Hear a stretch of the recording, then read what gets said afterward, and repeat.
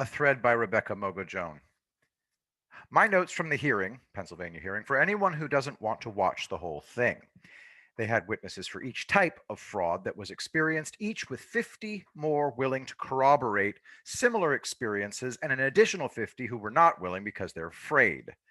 Witnesses testified to having zero meaningful observation due to denial of entry, distance from ballots, flashing the ballots too briefly, or low quality technology, showing the illegible ballots on a screen for them, hundreds of thousands of mail in ballots with zero civilian oversight or observation, being denied entry to witness ballot counting, being aggressively kept away from the ballot counting process, heavy funding in Democratic areas for one stop shop voting. Bernie Sanders delegates had full oversight of all the voting machinery with no past experience. Millions spent to change the location of counting centers to a place near loading docks and several backroom access points.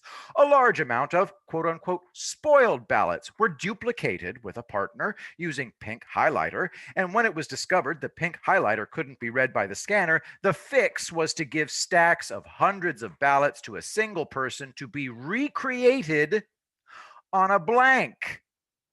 Seeing USBs put into the machines 24 to 30 times, USBs went missing. 3 days after Election Day, we got a count order to let us go back there. When I went back there, I witnessed 60 to 70,000 unopened ballots. By that time, the mail in ballots had been counted, posted, and done. So, my question is, where did these 70,000 ballots go? And no one knows. To be able to speak out about what we saw, we have been intimidated, bullied, spent countless hours away from our families. One witness had a gold watcher certificate, was told the certificate is not good here. Quote unquote, fact checkers put disclaimers on that video saying they contacted him, but they never did. They said his video was a misunderstanding, but he is here today testifying that it was not. Pennsylvania Supreme Court ruled against all this evidence, saying, quote, it doesn't matter how far away you are from the ballot counters because you don't have the authority to challenge anything anyway. This ruling is an embarrassment. Combat operations officer specializes in how to break into systems and how to corrupt them. In our voting systems, he and his experts saw significant anomalies. He has determined that the voting systems used in our elections were built to be manipulated, Dominion and others. The key here is the SGO Smartmatic Sequoia software. Quote, I know there have been statements to the contrary, but I've personally debriefed the son of a Cuban intelligence officer who had firsthand knowledge of Hugo Chavez family members who told him not to worry about the populist threat against Maduro's election in Venezuela, that it was guaranteed because their father invested the money to build the SGO voting system. He also said, these systems are not what you've been told. They are connected to the internet. End quote.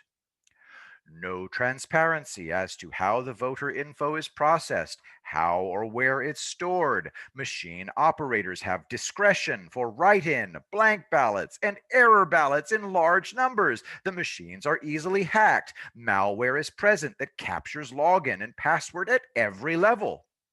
On September 30th, election storage facility was robbed in Pennsylvania. 30 USBs were stolen and a laptop. Ballots are allowed to be modified and deleted in large numbers. Machine allows unauthorized and authorized users to cancel votes, shift votes, preload votes, vote blank ballots, all in real time and in large numbers. One bad actor could have an equally negative impact as several bad actors. In the last 22 days, he and his experts have determined that up to 1.2 million votes could have been manipulated. He calls emphatically for a detailed forensic analysis. No transparency. How is voter info processed or where is it stored? There are lots of ways to interdict these systems. Cursory data analysis revealed spike anomalies, vote spikes that are not feasible or mechanically possible under normal circumstances. The spikes indicate loaded votes, which indicate fraudulent activity.